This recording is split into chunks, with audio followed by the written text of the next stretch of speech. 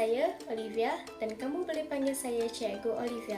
Hari ini saya akan mengajar subjek kimia tingkatan 4 dan saya berharap agar kamu boleh memberikan perhatian sepenuhnya walaupun kita belajar secara talian. Okey murid-murid, mari kita sambung pembelajaran kita di mana kita masih lagi belajar di bawah tajuk yang ke-6 iaitu asid, base dan garam kimia tingkatan 4. Tetapi hari ini cikgu akan fokus kepada sifat-sifat kimia asid dan alkali. Jadi di akhir pembelajaran, cikgu ingin kamu semua dapat mencapai 2 objektif pembelajaran iaitu yang pertama, kamu semua dapat merumuskan sifat kimia asid dengan menjalankan eksperimen tindak balas antara asid dan base, asid dan logam reaktif, asid dan karbonat logam. Objektif yang kedua, kamu semua dapat merumuskan sifat kimia alkali dengan menjalankan eksperimen tindak balas antara alkali dan asid, alkali dan ion logam, alkali dan garam amonium. Murid-murid, sebelum kita belajar tentang sifat kimia asid dan alkali, mari kita lihat perbezaan di antara sifat kimia dan sifat fizikal. Untuk sifat fizikal, bagi asid mempunyai nilai pH yang kurang daripada 7 dan merubah kertas limas daripada biru ke merah. Bagi alkali pula, alkali mempunyai nilai pH yang lebih daripada 7 dan menukarkan kertas limas daripada merah ke biru. Itu merupakan sifat-sifat fizikal asid dan alkali yang telah kita belajar. Bagaimana dengan sifat kimia pula? Sifat kimia adalah produk yang terhasil apabila asid dan alkali dicampurkan dengan bahan-bahan lain. Sekarang kita akan lihat sifat kimia asid dan apakah hasil tindak balas apabila asid dicampurkan dengan bahan-bahan lain. Sifat kimia asid yang pertama adalah apabila asid dicampurkan dengan base. Tindak balas antara asid dan base akan menghasilkan garam dan molekul air. Sebagai contoh, asid sulfurik dicampurkan dengan natrium hidroksida akan menghasilkan natrium sulfate iaitu garam bersama dengan molekul air. Selepas itu, kamu harus memastikan bahawa persamaan kimia kamu adalah persamaan kimia yang seimbang.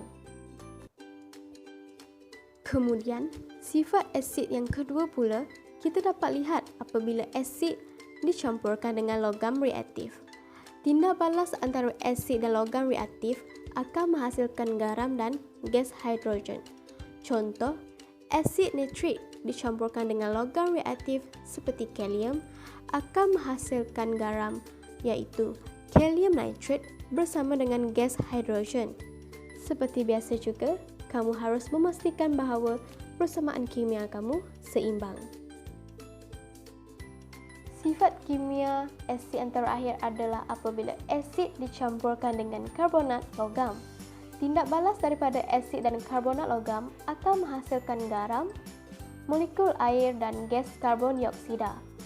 Contoh yang digunakan adalah asid hidroklorid dicampurkan dengan natrium karbonat akan menghasilkan garam iaitu natrium klorida bersama dengan molekul air dan gas karbon dioksida. Seterusnya, kita akan lihat sifat-sifat kimia alkali apabila alkali dicampurkan dengan bahan-bahan lain. Sifat kimia alkali yang pertama dapat dilihat daripada tindak balas antara alkali dan asid. Tindak balas alkali dan asid akan menghasilkan garam dan molekul air. Contoh, lithium hidroksida bertindak balas dengan asid hidroklorik akan menghasilkan garam iaitu lithium klorida bersama dengan molekul air. Selepas itu, kamu harus memastikan bahawa kesemua mol untuk kesemua molekul adalah seimbang. Kedua, sifat kimia alkali dapat dilihat daripada tindak balas alkali dan ion logam. Tindak balas alkali dan ion logam akan menghasilkan logam hidroksida yang tidak larut bersama dengan alkali cation.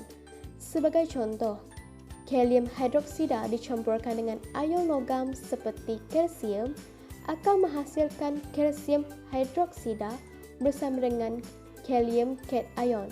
Selepas itu, kamu harus memastikan bahawa persamaan kimia kamu adalah seimbang. Sifat kimia alkali yang terakhir dapat dilihat daripada tindak balas antara alkali dan garam amonium. Tindak balas antara alkali dan garam amonium akan menghasilkan garam, air dan gas amonia.